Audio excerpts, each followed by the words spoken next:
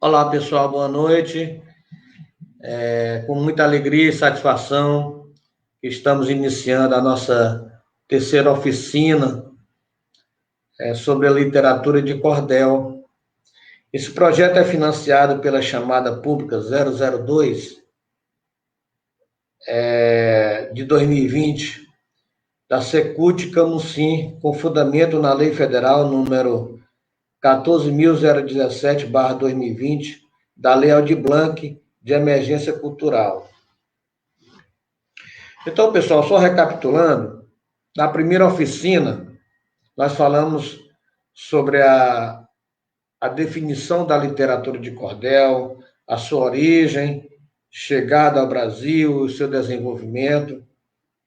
E na segunda oficina, nós relacionamos 6 dicas para se fazer um bom cordel.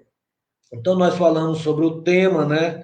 Que é importante a gente ter um tema para fazer um bom cordel. Falamos sobre versos e estrofes, falamos sobre a rima, a métrica, a oralidade e a lapidação. Então, hoje, nós vamos à nossa quarta oficina, terceira oficina, aliás, a quarta, né? Não é a terceira, é a terceira.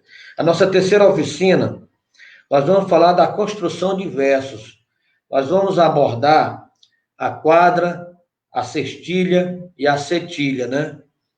E para isso, nós convidamos uma pessoa muito especial, né? Essa pessoa, eu vou ler um pouquinho da história, um resumo, né? Porque o currículo dele é muito extenso. Então, essa pessoa, ela se chama Antônio de Deus Pereira Salles, ele é cearense de Crateús, nascido na 2 de abril de 1962. Ele é poeta, escritor, radialista, jornalista, cordelista, compositor e produtor musical. Ele é graduado em Letras pela Faculdade do Vale do Jaguaribe. E desde 1997 ele reside na cidade de Aracati, no litoral leste do Ceará. Ele é autor de 20 livros e 20 folhetos de cordel. Com certeza já deve ter bem mais, né? Gravou 5 CDs de poemas. Frutos poéticos, Alma Brejeira, Cantilena, Entre Amigos, Poemas e Canções e Gorjeios Poéticos. Participou da Feira Internacional do Livro de Tocantins, da Bienal Internacional do Livro de São Paulo, Bienal Internacional do Livro do Ceará, em Fortaleza, e Feira do Cordel Brasileiro. Faz recital, palestras e oficinas. Edita e dirige a revista Gente de Ação, veículo de informação cultural e política, que circula em todo o Ceará. Pertence a várias agremiações literárias, dentre elas a Academia Brasileira de Literatura de Cordel, sediada no Rio de Janeiro, Academia Metropolitana de Letras de Fortaleza, Academia de Letras de Crateús, Academia Aracatiense de Letras, Academia Camusinense de Letras, Artes e Letras, Academia Lavrense de Letras e Academia Tauense de Letras. Tem outras também que ele participa. Então, pessoal, é com muita satisfação, muita alegria, que a gente vai chamar agora para conduzir, né, essa oficina, o nosso querido amigo, confrade de Deus Salles. Seja bem-vindo, amigo de Deus Salles. Boa noite, meu querido presidente da Academia Camusinense de Ciências, Artes e Letras, Joab Nascimento, Nagel Cunha, e aos demais confrades e a todos que estão nos acompanhando nessa nossa live. Uma satisfação muito grande participar com vocês nesse momento e falar dessa atividade que exerce um fascínio muito grande sobre nós, que trabalhamos com a cultura popular e principalmente com a literatura de cordel. Aqui estamos para dar início aos trabalhos, meu irmão. Pois é, amigo de Deus. Como a gente falou, né, a gente fez a primeira e a segunda oficina, o Tião estava aqui presente com a gente, né? E nós abordamos os assuntos que a gente falou, e hoje, e até a gente enfatizou, né, que a quadra A quadra é o melhor caminho, o melhor meio para quem está iniciando, né? Fazer os 4 versinhos, né? E fica bem mais fácil. Depois vai desenvolvendo, vai entrando para a sextilha, para a setilha, para a oitava, para a décima, e etc. Então, assim, a quadra que eu boto é a alfabetização do cordelista, né? A gente vai iniciando. E eu gostaria que o amigo, né, desenvolvesse hoje essa construção de versos, começando pela quadra, pela sextilha e pela sétima. E eu fique à vontade, a casa é sua, o microfone é seu e tá, o que precisar aqui a gente vai dando suporte. Mas a palavra está com você, meu amigo. Ok, Joab. É interessante essa questão da versificação, e para os neófitos é interessante que a gente explique que a quadra, apesar de ser uma estrofe, como o próprio nome sugere, de apenas 4 versos, ela exige que se tenha um sentido completo. E a quadra também se divide em 2, a quadra e a trova. As 2 são quadras. Só que, por exemplo, a quadra, ela solta, quadra, simplesmente quadra, ela rima a primeira estrofe, aliás, a segunda estrofe com a quarta. A primeira e a terceira, o primeiro e o terceiro verso são soltos, né? Rima o segundo verso com o quarto. E a trova, ela é amarrada. Ela pode ser rimando a primeira com a quarta, a segunda com a terceira, ou cruzada, rimando a primeira com a terceira e a segunda com a quarta. Então, é uma composição muito interessante. Eu vou ver se eu cito aqui algumas trovas. Por exemplo, Rodolfo Coelho Cavalcante, que é o meu patrono na Academia Brasileira de Literatura de Cordel, que foi um dos maiores poetas populares do Brasil, um cordelista com a produção de mais de 600 cordéis, e era um intelectual, e trabalhava com muito esmero essa questão também. Ele era um trovador muito cuidadoso. Ele tinha uma quadra que ele recitava que eu achava muito interessante, uma trova, na verdade, que não deixa de ser quadra. A trova também é quadra, só que ela é mais amarrada na questão das rimas. No caso dessa, é a primeira com a terceira e a segunda com a quarta, que dizia assim, essa trova dele. Minha mãe era tão bela, alva dos olhos azuis, que perguntavam a ela, senhora, cadê Jesus? Tem uma outra que eu acho muito interessante, que é de anônima, né? Existe um autor, mas nós não sabemos. A todas as pessoas que pesquisam essa área, eu já perguntei aos que têm acesso, e ninguém soube me dizer quem é o autor. O certo é que é uma trova fantástica, que diz: vim do útero que me coube para o mundo que me cabe. Quando eu nasci, ninguém soube. Quando eu morrer, ninguém sabe. Quer dizer, além do sentido belíssimo, completo nessa trova, a questão das rimas rebuscadas, né? Soube com coube. Então, é uma trova muito, como se diz, lapidada, muito cinzelada. E essa ninguém conhece, na verdade, quem é o autor, mas é que é muito bonita. Aí tem aquelas trovas, geralmente trabalho muito com a trova na questão do humor, né? Aquela, por exemplo, meu amor, não posso ver sua roupa na janela, vendo ela sem você, só penso em você sem ela. Então, a trova, para o iniciante, mesmo ele não tendo domínio absoluto, mas pelo fato de ser uma construção minúscula, se torna mais fácil, né, de se construir. Já os versos... E ela também pode ser em sextilha, pode ser em redondilha maior, que ela tem a contagem de 7 sílabas poéticas, né, você conta até a sílaba tônica. E pode ser também a redondilha menor, que é aquela com 5 sílabas poéticas. Pode ser também heptassilábica ou decassílaba, né? Ela com 10 sílabas. Isso, em qualquer uma das modalidades, se conta até a sílaba tônica, que é o que nós chamamos de sílaba poética, né? Verdade. E a sextilha já já é mais utilizada. O cordel, dificilmente você trabalha com a trova no cordel. Você trabalha mais com a cestilha. É o mais tradicional a cestilha e a setilha. Então, a cestilha, por exemplo, no cordel que eu fiz aqui, tratando de um vaqueiro chamado Teodorico Mota, eu disse: de mitos e heróis anônimos, o sertão é povoado. Reporto-me a um herói que não foi glorificado, mas enfrentou com bravura a árdua lida com o gado. Então é o seguinte, olha, de mitos e heróis bandidos. De mitos e heróis bandidos. 7 sílabas, né? O sertão é povoado. Sertão é povoado. Isso. 7 sílabas. Reporto-me a um herói. 7 sílabas. Isso.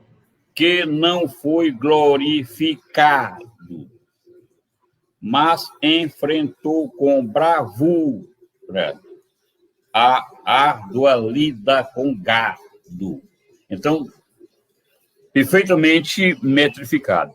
Coincide, às vezes, é preferível que você faça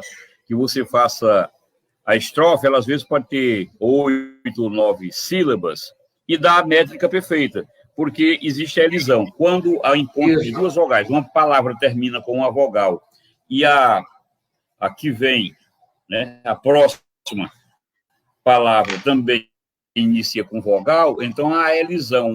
Uma dessas letras, ela some, ela desaparece. Vou criar aqui alguma coisa. Cantando a vida da gente. Cantando a vida da gente. Se ele fosse dizer todas as sílabas, daria 8. Aí, quando você diz assim, ela fica... É como se você dissesse cantando a vida da gente. Aí, 7 sílabas. Porque há a elisão. Isso. Cantando o O da sílaba final, a que inicia a próxima frase, então já morre uma das vogais, hein? Então fica perfeitamente metrificado. Quando a gente está iniciando, fica difícil, mas depois que a gente se acostuma ao pronúncio, você vê que os cantadores fazem isso. Os cantadores, isso. A maioria deles, os bons mesmo, eles cantam perfeitamente metrificado, né? Só pela sonoridade. Ao pronunciar, eles já sabem que está metrificado. Que é o exercício, é o dia a dia deles. Então, se torna mais fácil. Sim, pode falar. Pode não, eu falei verdade. Realmente eles fazem naturalmente, né? Geralmente, Dideu, eu estava até conversando outro dia na segunda oficina com o Tião, né? O cantador, né? Ele tem muito mais facilidade da metrificação, né? Do que, por exemplo, eu não sei tocar nada. Então eu penei muito, né? Ouvindo muito pelo YouTube. Tião, Geraldo Amâncio, né, Valdir Teles, o João Paraibano, esse pessoal todo, e contando nos dedos, né, para poder pegar essa base da metrificação, né? E ele já sai tão naturalmente, né, através da musicalidade, das notas musicais, que parece uma coisa tão fácil, não é isso? Depois do costume. Hoje eu não tenho nenhuma dificuldade com relação à questão da métrica. E ainda, uma das questões também muito importantes na literatura de cordel, que vale salientar, para algumas pessoas é como se fosse o resíduo da literatura, como se fosse a parte mais grotesca, a parte mais simples. Pelo contrário, o cordel é um estilo, é um gênero, é uma modalidade que exige demais, porque tem que ter a oração como qualquer outro texto, mas ele tem que ter a métrica e a rima, né? Então, você escrever versos livres, a poesia surreal, é diferente porque você não tem a obediência a essas exigências, a essas regras, a esse metro, a essa medida. E a gente não, quer seja na quadra, quer seja na cestilha, seja na setilha, seja na oitava, seja na 10ª, ela 7 silábica ou decassilábica, de qualquer forma, exige que se tenha a métrica perfeita. Assim como a rima. As pessoas, às vezes, não têm o domínio da rima, vai pela sonoridade. Por exemplo, a palavra chapéu. A maioria dos iniciantes, eles rimam chapéu com cordel, que não é perfeito. O cordel rima com papel, com fiel, com bacharel, com o E e o L no final. O céu já só rima com chapéu, com macaréu, com mausoléu. Tem que ter o E e o U, e o E acentuado, né? É assim também como, seguindo essa questão de rimar pela sonoridade, chegou, a gente nunca diz chegou, a maioria das pessoas diz chegou, como a maioria também diz doutor. Então, a maioria das pessoas, na linguagem cabocla, como Patativa do Assaré fazia, o Zé da Luz, Catulo da Paixão, e tantos outros, eles escreviam como pronunciavam. Então, escrevia chegou com acento circunflexo, doutor com acento circunflexo, e da mesma forma que vovô já tem o acento circunflexo. Então, tudo isso rimava. Então, o cantador de coco, o embolador, ele não segue esse critério, esse cuidado, esse esmero que o cantador e o cordelista seguem. Então, o coquista, até em função da velocidade que eles cantam também, seria quase impossível fazer com essa perfeição. Mas ele já não chama o chapé, chama um sé, tal, para poder rimar, em uma sonoridade. Mas a gente que vai para o papel, escrever o cordel, tem que ter muito cuidado com essas coisas. A mesma coisa de cantar e Ceará. Ceará termina com um A acentuado. Cantar é um verbo no infinitivo, então não rimam. Então, essas coisas são muito observadas. Isso, estou falando aqui no sentido de fazer crítica a quem não conhece. Quem não conhece tem que procurar conhecer, não estou criticando, estou só dizendo, estou instruindo, orientando, dizendo qual é a forma correta. Agora, vamos falar um pouquinho da cetilha. Como também, Dideu, antes de você entrar na cetilha, só pegando o gancho, aproveitando também para a gente já falou sobre isso na outra oficina, e só reforçando, né, que é sempre bom a gente reforçar, como também há rimas em plural e singular, né? Essa é muito importante também para ficar bem feitinho, bem bonitinho, não é isso? Sim. Então, as rimas em plural e singular, a palavra que está no singular e que rima com uma outra palavra que está no plural. Por exemplo, você dizer a palavra mas e rimar com sabiás, no sentido das aves, ou das plantas mesmo. Então, tem essa questão. E tem a questão também do que se torna mais difícil você cantar, aliás, você rimar pluralizando, assim, cantaram, chegaram, se distanciaram, essa coisa toda, já não é mais tão facinho. É preferível que a gente continue fazendo essas coisas na maior simplicidade. Quanto mais simples, ela tem mais sabor poético. Certo. Ô Dideu, vi aqui antes de você passar... Pois não. Antes de você passar para a sétima, eu queria mandar uma boa noite aqui. Temos amigos nossos que entraram. O tio Simpatia está nos acompanhando lá de Fortaleza, tá? Mandando um abraço. Aderaldo Lima, aqui de Cambucim.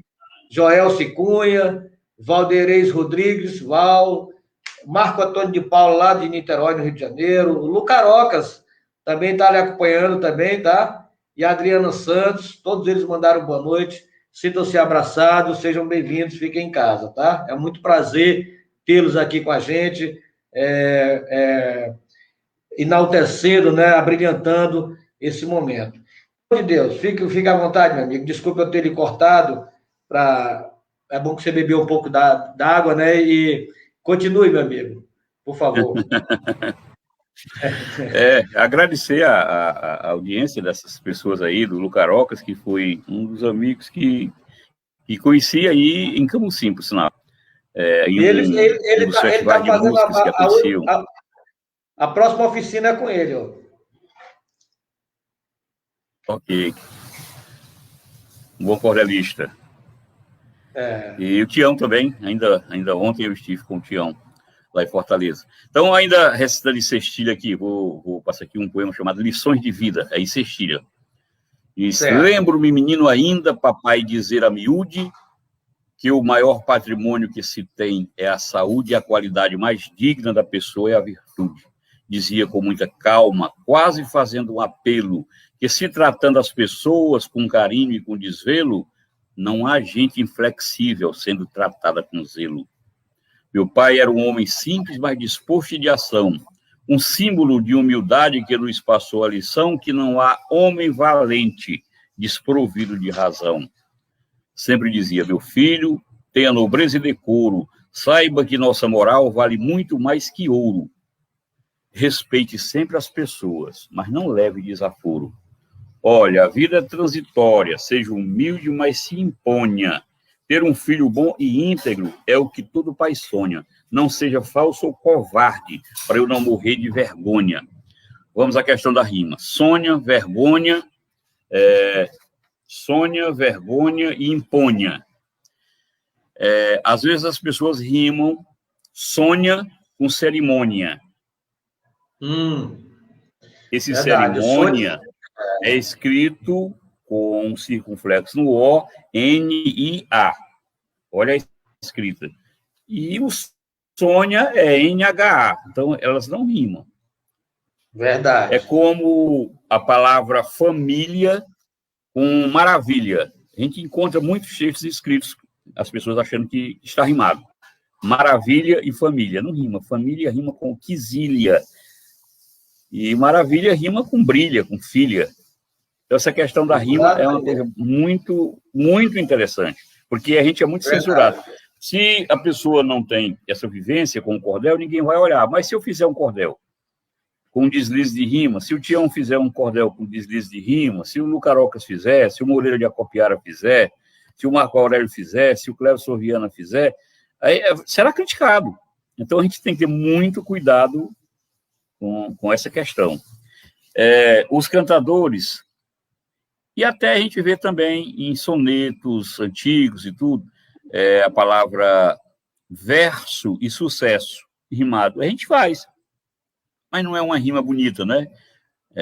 O progresso e o sucesso rimado entre si, a forma da escrita, fica muito mais bonito, porque se a pessoa tiver, por exemplo, um sotaque, como o pernambucano, o paraibano, o norte-rio-grandense, de puxar o R, aí você vê que não está rimado direito, porque você vai dizer, você não vai dizer progresso, vai dizer progresso, mas aí quando for verso, vai dizer verso, o verso, aí vê que não está condizente com a exigência. Mas na escrita a gente já via isso, até em sonetos, então não se dá por errado. Agora, a gente dando um salto aqui, um galopezinho aqui para a setilha. A setilha rimam o segundo verso com o quarto e o sétimo, e o sexto rima com o quinto.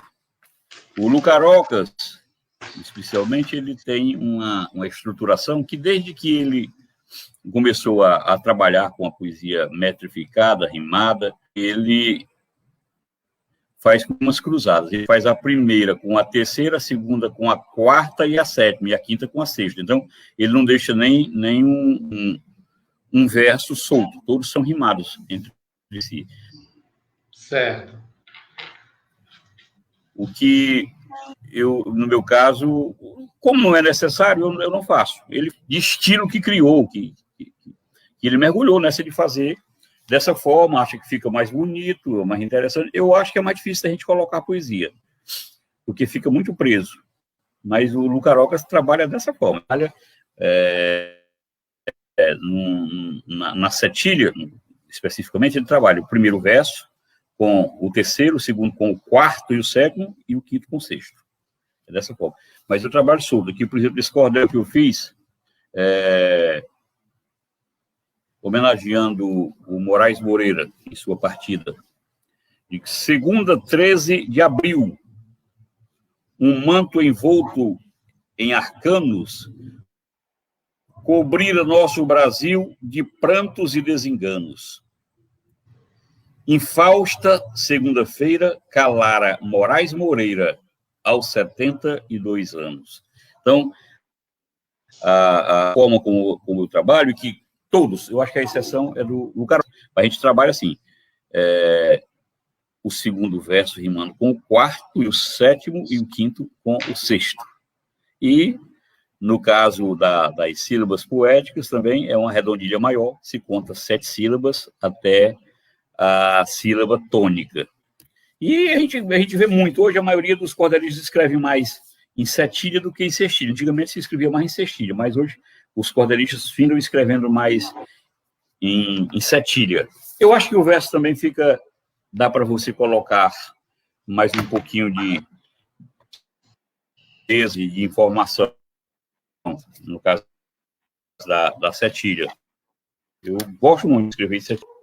É a biografia do Aldifas. Aldifas foi um extraordinário artista plástico da região norte, lá de Santana do Acaraú, mas uma pessoa que se brisou pela a sua genialidade como artista plástico e escritor, um dos grandes romancistas cearenses, poeta também.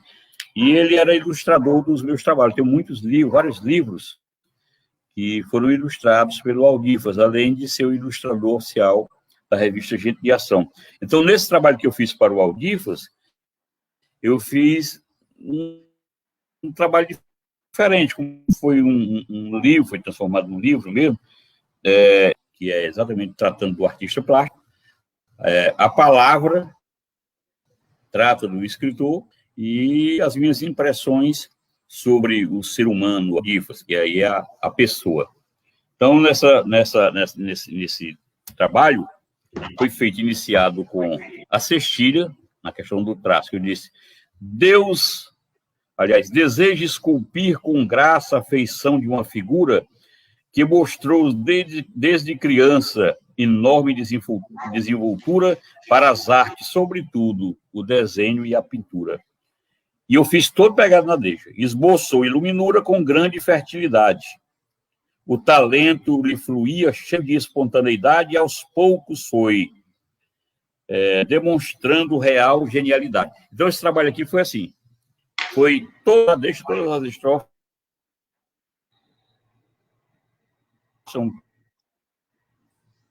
são pegadas na deixa, e a primeira parte foi em sextilha.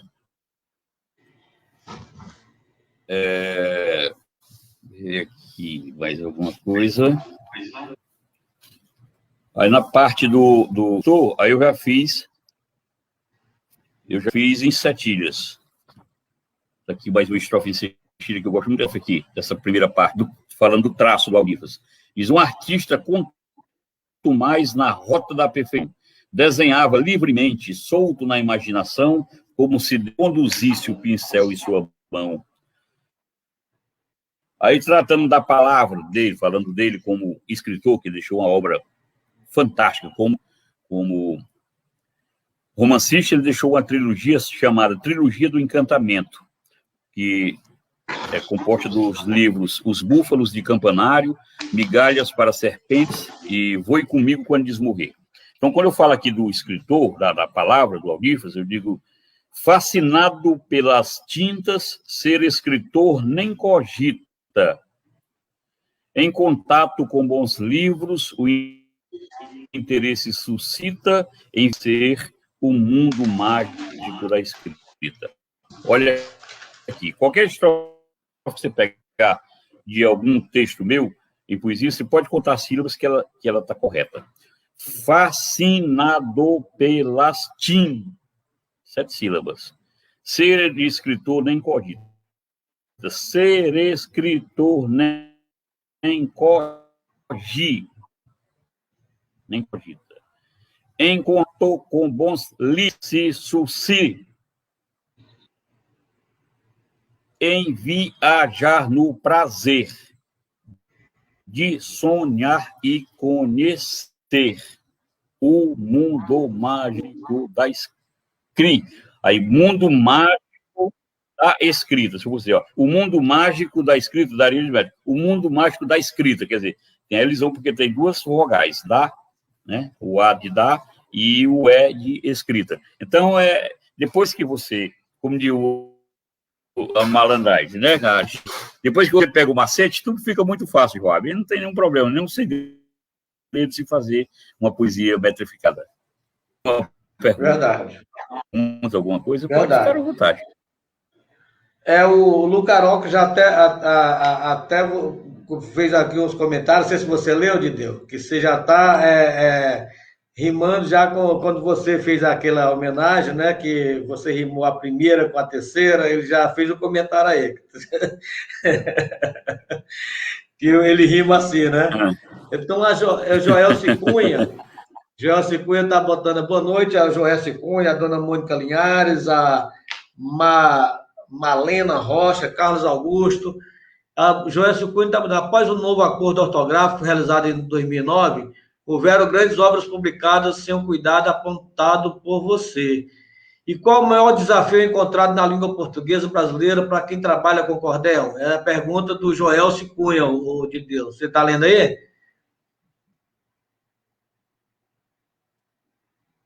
Não. Peraí, após o novo acordo, foi assim. Ele fez duas perguntas. A primeira ele falou assim, grandes obras publicadas sem cuidado apontado. Isso.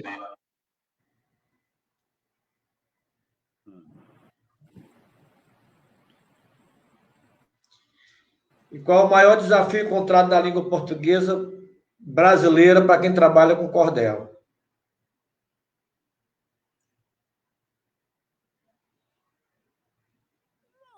Não vejo nenhuma dificuldade nesse aspecto, porque o cordel é para você trabalhar simplicidade, não é diferentemente do soneto, que você tem que ter, além da estrutura, você tem que ter uma linguagem mais rebuscada. Então, mas com relação ao cordel, o importante é que você tente fazê-lo com simplicidade, para você fazer com correto, não precisa você trabalhar com palavras difíceis, com sinonomia desconhecida. O importante é que você, dentro daquilo que você tenha o domínio. Não adianta você querer falar bonito se seu vocabulário é curto. Então, você tem que trabalhar com aquilo que você possui de mais legítimo, de melhor. O domínio ortográfico. Ainda hoje, não se põe completamente em prática, não. Foi uma coisa, uma medida que dificultou em alguns aspectos, e ainda conheço muita gente que continua escrevendo na forma antiga, sabe? O acordo ortográfico não foi uma coisa muito que tenha trazido uma revolução, não, sabe? Alguns termos, não, a gente tem que procurar escrever como a regra recomenda, mas tem muita gente ainda que continua usando a situação que hoje é dispensável pelo novo acordo, escrevendo com hífen onde o novo acordo recomenda que se retire. Então, tem muita gente escrevendo. Eu olho mais para a essência, e para a questão da retidão do português mais escorreito, mas não olho nem tanto para a grafia, não, porque tem muita gente que não acompanhou, que ainda não conseguiu dar esse salto para escrever pelo novo acordo ortográfico. Só aproveitando seu seu gancho aí. Respondi dentro do que ele exigia, mas isso é o que eu analiso. Acredito que sim. Eu só aproveitando seu gancho aí, de Deus, eu recomendo, no meu ponto de vista, né, que as pessoas procurem, quando for escrever um cordel, procure as palavras mais simples. Não procure usar palavras que praticamente não são pronunciadas e de difícil significado, né? O cordel é uma literatura brasileira que ele atinge todos os níveis culturais, né? Tanto da pessoa mais humilde ao mais intelectual. Então, a palavra, quanto mais simplificada, quanto mais simples, quanto mais natural, eu acho que tem um melhor alcance, um melhor entendimento, né? Porque você, às vezes, escreve com palavras muito difíceis, você é muito intelectualizado, e a pessoa vai ler um cordel e não entende o que é que significa aquela palavra, aí tem que procurar no dicionário, que ele não entendeu o que o poeta... Então, procure simplificar, procure fazer o seu texto o mais simples possível. Não precisa você botar palavras difíceis, até para mostrar que você é um grande intelectual. Procure as palavras mais simples, mais singelas, fica muito mais fácil o acesso e melhor entendimento. É o meu ponto de vista, e até uma dica, né, Odideu? Com certeza. Se a pessoa já atualmente tem uma linguagem mais rica, ele fala com mais ingredientes, com a sinonomia mais rebuscada, isso ele faz no dia a dia. Então, se ele vai escrever um cordel, é óbvio que ele vai fazer um cordel com essa linguagem que ele já utiliza no seu dia a dia. Mas, às vezes, as pessoas falam com uma simplicidade tão grande, com palavras mesmo comuns, né, ao alcance de qualquer cidadão, e aí vai escrever e começa a pesquisar, buscar, vai no dicionário de rimas, e pega rimas difíceis, quer dizer, não condiz com a realidade dele. Então, ele, às vezes, pode até fazer essa pesquisa, introduzir essas palavras no texto, e esquecer até o sinônimo. Se alguém chegar e fizer uma abordagem e perguntar, ele talvez nem saiba, nesse caso, não vai nem saber dizer o que é que aquela palavra significa. Ele soube colocá-la correta naquele momento que ele pesquisou, mas muitas vezes ele não fixou o conhecimento, né, do que aquela palavra significa, e pode ser questionado e passar, inclusive, um susto. Então, é recomendado que se faça com a linguagem que você domina, com a linguagem que você usa no seu cotidiano. Verdade. Isso daí é uma boa dica, né, para quem pretende, aqui para quem escreve também. O Joel Cunha, Odideu, está agradecendo pela resposta, tá? A pergunta dele, tá bom? Ok, obrigado. Ele está dizendo que respondeu sim. Muito bom ver lives assim, com pessoas que passam conteúdo. Isso agrega muito. Obrigado, Joel. Aí, Dideu. Obrigado, muito bom aí a observação dele. Bem, pessoal, sobre o tema da quadra, a sextilha e a setilha, eu acho que está bem claro que o poeta Dideu Salles explicou, explanou, né? E a gente vai deixar agora esse espaço agora, Dideu, para as pessoas fazerem perguntas, tirarem dúvidas. Então, o espaço está aberto, né? Para qualquer pessoa tirar suas dúvidas e perguntas. A gente está aqui, o Dideu está aí para responder, e fique à vontade. Então, vamos aguardar agora as perguntas para a gente dar uma resposta, né, Dideu? Ok, estamos aqui à disposição. Naná Jucá, a live está ótima. Parabéns, poetas. A Naná aí, Dideu. Valeu, Naná. Um abraço, tudo de bom. Ô, comadre, muito Cadê bom. Cadê tio? Não quis entrar para participar? Fica aí.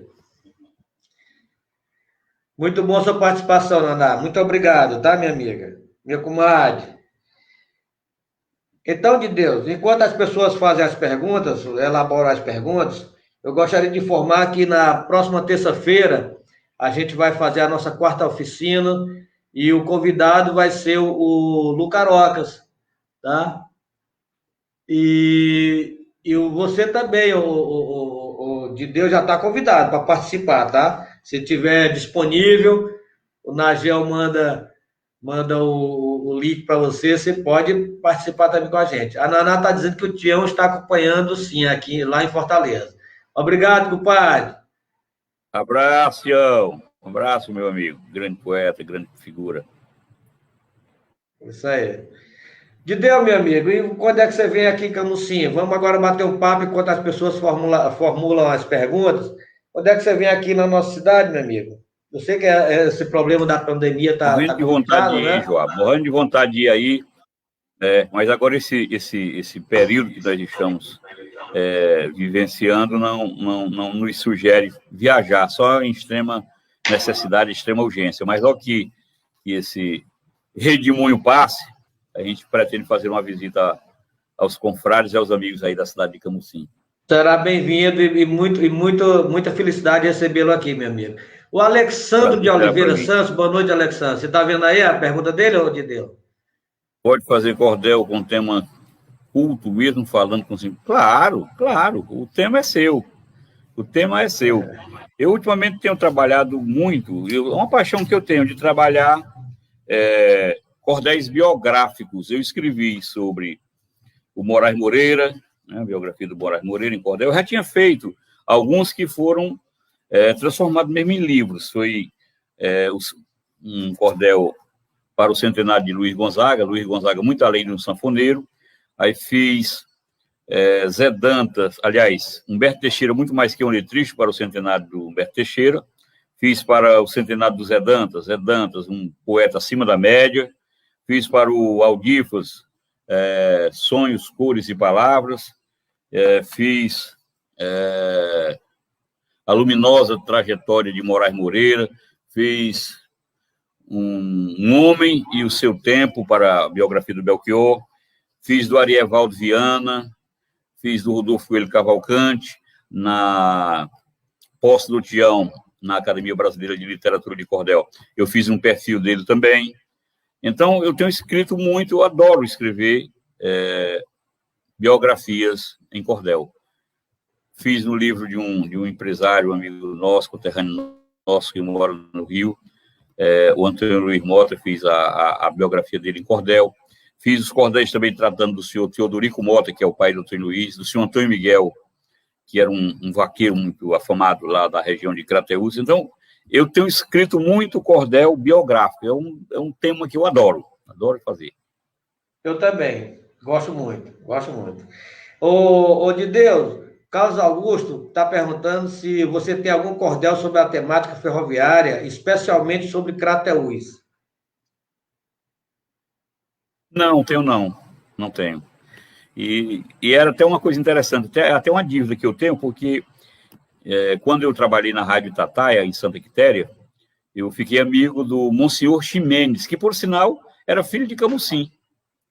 E o pai dele foi maquinista, e ele tinha as suas reminiscências de quando o pai trabalhava, que ele ia para a estação com o pai, muitas vezes e tal, e ele pegou esse carinho, essa afeição por, um interesse grande por trens. Então, onde se publicava qualquer coisa, qualquer matéria sobre trem, ele fazia questão de adquirir, e conseguiu, inclusive, lá para Santa Quitéria, um vagão de trem, para fazer um espaço cultural lá em Santa Quitéria. E ele escreveu vários livros, O Trem, Meu Velho Amigo, que foi o primeiro livro dele. Não, o primeiro dele foi Paixão Ferroviária. Depois escreveu O Trem, Meu Velho Amigo, Sua Alteza Maria Fumaça, eu acho esse título lindo. E, dada essa relação que eu tinha com o Monsenhor Ximenes, eu poderia ter escrito alguma coisa relacionada a trens, mas possivelmente em breve eu vou escrever. O Augusto está dizendo que está escrevendo uma obra sobre a Estrada de Ferro de Sobral e está ilustrando com poesia que tratam das memórias de cada cidade onde o trem passava. Parabéns, Carlos Augusto, pela iniciativa. Realmente, a ferrovia, né, foi um marco, né, para a nossa região, principalmente para desenvolvimento, né, do nosso estado, e de várias cidades que cresceram, nasceram e cresceram ao lado das ferrovias, né? E o Adriana trem Santos, pode falar. O trem tem o seu charme. Para mim, por exemplo, é uma coisa romântica. Na minha infância, eu viajei de trem, ainda existia trem de passageiros. Eu ia de Crateús para Teresina de trem, ainda vim de Crateús para Fortaleza de trem. Era uma coisa fantástica. Eu achava muito bacana. Eu ainda tenho essas memórias. E é o meio de transporte, né? Mais econômico ainda e mais eficaz. Se nós tivéssemos um país continental como o Brasil fosse coberto por ferrovia, com certeza o preço final dos produtos, principalmente os alimentícios, seria bem mais baixo. Mas para o Carlos Augusto, se por acaso ele precisar de alguma coisa, eu posso fazer algumas estrofes relacionadas à questão do trem na minha cidade e encaminho para ele. Oh, coisa boa. O Carlos Augusto, Dideu, ele tem um portal, um blog, Camusim Porto de Histórias, né? Que ele fala muito sobre a nossa região. Nazaré Souza, muito bons os esclarecimentos de como usar palavras que todos entendam o conteúdo dos cordéis. Parabéns. Obrigado, Nazaré. Teve Adriano Santos fez um comentário também anterior, eu não li. Que bom ouvir pessoas inteligentes como vocês, conteúdo muito rico, a live foi ótima, parabéns. Obrigado, Adriano Santos. Tá? Então, as pessoas podem elaborar perguntas, podem tirar suas dúvidas. Joel Cicune, existe algum tema que seja mais atraente para quem consome cordel? Os cordéis, eles historicamente, eles tratam muito de cangaço, religiosidade, no campo da ficção, os romances, história de amor, essas coisas. Então, o cordel, ele, na maioria dos seus volumes publicados, eles tratam desses temas. Religiosidade, a questão do padre Cícero, conselheiro, caldeirão, sabe? Essas coisas aí. Aí vem a história de Antônio Silvino, de Lampião, de Curisco, do cangaço como um todo. Então, esses temas foram muitíssimo abordados, né? E também aqueles de encomenda. Tinha os cordelistas, mesmo aqueles folheteiros que faziam o seu trabalho, disseminando os seus trabalhos nas feiras, formando aquelas rodas, aquele público, eles escreviam também aqueles trabalhos por encomenda. Quando falecia uma pessoa importante, as famílias pagavam para fazer o cordel, ou então quando acontecia um fato extraordinário, um assassinato brutal, uma coisa desse tipo, eles também escreviam. Então, o cordel, hoje, ele está mais diversificado, e hoje, como ele é muito trabalhado nas escolas, aí tem uma diversidade de temas muito grandes, e com temas mais palpitantes, com temas mais atuais. Mas o cordel tradicional, desde a sua origem, ele trata muito desses temas citados agora. Inclusive, de Deus, um dos temas mais batidos, né, mais escritos, né, foi aquele da morte do Getúlio Vargas, né, que foi um caso, né, que foi uma comoção mundial, né, aquela situação. Então, foi muito debatido. Então, o cordel, na realidade, no meu ponto de vista, ele não tem um tema específico, ele é atual, ele fala do passado, do presente e fala do imaginário, né? Então, o autor, ele desenvolve a temática dele de acordo com o momento, mas ele é muito atual, o cordel. Francisco Rocha, boa noite, grande Deus. Um cordel biográfico teria uma exigência mínima de total de estrofes para caracterizar-se como tal? Não, é uma síntese, né? Para o cordel não ficar tão grande, você vai sintetizando, às vezes numa estrofe você consegue passar várias informações. O importante é que você consiga dar o traço, né? Que você consiga esculpir o perfil daquela pessoa que você está trabalhando com ela. Você deixe nítidas as características, as partes principais. Você pesquisa e aí você sintetiza. Aquilo que for mais elementar, você coloca no cordel. Não há, assim, uma exigência de número de estrofes, não. Verdade, é verdade. Cícero de Almeida, boa noite, Cícero. A biografia de uma personalidade, de uma pessoa que você vai cordelizar, existem as partes importantes, né? Que para você ressaltar. Porque a gente não pode esquecer que os dados biográficos, tanto ele escrito naturalmente ou ele em forma de cordel, ele vai ficar marcado para sempre. Então, é importante a gente ressaltar as partes principais, né, fazer uma análise do que a pessoa... e exaltar as partes principais, porque aqui dali, daqui a 50 anos, 100 anos, aquele cordel vai estar lá, vai estar circulando, e vai dar... Porque, por exemplo, a Carolina de Jesus, né? Ela foi uma grande escritora do século passado, do século atrasado, né? E a história dela está aí, está viva, foi homenageada agora, está sendo homenageada. Então, a gente tem que lembrar desse detalhe. Quando você for cordelizar uma biografia, ou biografar em forma de cordel, homenageando uma pessoa, procure sempre citar, destacar as partes principais da vida dele, para ficar na memória, né? É muito importante isso. Então, vamos aguardar mais perguntas. Faltam 5 minutinhos para a gente encerrar. A gente dá tempo ainda de responder mais algumas perguntas, né? Sim. Então, enquanto isso, eu falo sobre a quadra. Eu amo a quadra, onde deu. Essa temática, ela, assim, porque você faz uma quadrazinha, uma quadra. Para você fazer uma cesta, está bem facinho. Você bota mais dois versos, já está uma cestilha, né? Agora, não sei se os participantes estão atentos, mas uma coisa que a gente bateu muito nas outras oficinas e que o Dideu reforçou agora: tem que seguir a métrica, a rima e a oralidade. Um verso amarrando o outro, porque senão ele não fica legal. Não fica tão obedeçam essa tríade, né? Essas 3 bases: rima, métrica e oralidade. Procure fazer as rimas bem feitas, como as dicas que o Dideu falou, né? Usando as terminações, uma correspondendo com a outra. Não usem falsas rimas, né?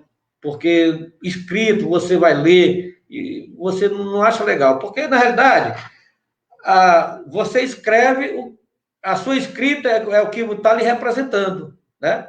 Então você vai ver, pega um cordel do Dideu Salles, do Lucaroca, do Tião Simpatia, pessoas renomadas, aí você vê as rimas totalmente, como ele falou, aí quer dizer, poxa, a credibilidade já não fica legal, né? Então procure fazer umas rimas legais, rimando certinho, uma metrificação coerente, e sempre na oração. Se você prestar atenção, as estrofes que o Dideu leu para a gente aí, toda frase ela vai puxando a outra, vai amarrando, né? Então isso é muito importante, tá? Joel Ciccone, o que deve ter e o que não pode faltar em uma obra de cordel, uma obra cordel? Aí, Dideu. O que deve ter e o que não pode faltar no cordel? O que deve ter é o essencial, isso aí. É a questão da regra. A desenvoltura vai depender de quem escreve, né? A oração é quem escreve que vai dar esse tom. Agora, o essencial são os temperos do cordel. A métrica e a rima. Sempre buscar trabalhar com temas que lhe dão subsídio para você desenvolver. Nunca evitar trabalhar com temas que são áridos, que são estéreis, que não dá para você produzir muito em cima deles. Então, é bom você trabalhar com um tema que lhe dá uma vastidão de oportunidades, né, de possibilidades de você trabalhar, né, o seu cordel. O Alexandre de Oliveira Santos está perguntando o que é a falsa rima, o Dideu Salles. Você já explicou, né, sobre aquela... A falsa rima é a questão da sonoridade. Na música não há a exigência da rima. Então, na música você ouve muito a questão do lá, né, lá, L-A, e do cantar, né, do sonhar, do verbo do infinitivo, que não rima. Isso é a falsa rima. Cantar e Ceará não rimam. Não rimam. Tem sonoridade idêntica, né, mas não são rimas. Você escreve é diferente. Um é um verbo no infinitivo e o outro é uma palavra, um A terminado com um acento agudo. Então, não rima. A outra é que eu falei, questão de chapéu e pincel. É a mesma sonoridade, mas chapéu termina com E-U, e o E acentuado. E o pincel é com E-L. Então, tem a sonoridade, mas não são rimas. Verdade. Essas então, são as falsas rimas. E que tem muita gente que faz achando que está corretíssimo. Verdade. Inclusive, Dideu, sem criticar ninguém, mas tem muita gente que declama, né? Que a gente vê aí declamando, mas para quem entende um pouquinho, ali tem muita falsa rima, né? Porque ele está declamando, né? Olha aí, boa noite, Linda Lemos, Bezerra, seja bem-vinda. Que maravilha a sua presença, minha amiga. Linda Lemos, minha presidente eterna da UJUG, Academia de Letras Juvenal Galeno, em Fortaleza. Grande abraço, minha querida amiga. Um abraço, amiga. Estamos aguardando a sua presença aqui em Camusim. Qualquer dia que você puder vir aí. Aproveite e combine com o Dideu Salles, aí venho aqui fazer um tour aqui com você, Dideu, Osdene, Tião Simpatia. Ô, coisa boa, olha aí. Pois é, comeu uma muqueca de arraia lá em Bitupitama, o Osdene. Ô, rapaz, Ave Maria, acompanhado com suco, né? Rapaz, eu fui com o Inácio Santos a Bitupitá e comi uma muqueca de arraia como nunca comi em outro lugar na minha vida, viu? E aí visitamos a Maré da Baixa, aqueles currais lá de pegar camurupim. Foi uma viagem fantástica dessa vez. Maravilha. Vamos repetir esse roteiro. Joyce Cunha, o cordel pode ser usado como ferramenta de crítica para temas mais polêmicos, como política e religião? Claro, claro. Com certeza, com certeza. E é muito mais contundente uma crítica feita poeticamente, né? Ela tem um sabor mais especial. Verdade. Porque a poesia tem o atrativo, né? Da sua forma, do seu tempero. Aí você faz uma crítica poeticamente, é que ela fica interessante mesmo. Fica mesmo, realmente. Bem, pessoal, Luiz Oliveira. Boa noite, nobres cordelistas, presidente Joab e poeta de Deus Salles. Prazer enorme poder aprender um pouco com o nobre mestre, o professor Luiz da cidade. Ô, professor Luiz, rapaz, nosso acadêmico. Tudo bem? Que prazer, meu amigo. Seja bem-vindo. Professor Luiz, um grande abraço, meu irmão. Que bom. Pessoal, nós já passamos 1 minuto do horário. Antes de encerrar, eu gostaria de agradecer em público aqui a presença, a participação desse nobre poeta, cordelista, escritor, radialista, Dideu Salles. Eu agradeço de coração, em nome da Academia Camusinense, de todos os acadêmicos. A gente agradece a sua participação, a sua presença, por enaltecer, por enriquecer a gente de tantos conhecimentos, tantas informações. Então, meu amigo, de peito aberto, de coração aberto, eu lhe agradeço profundamente os seus ensinamentos, tá bom?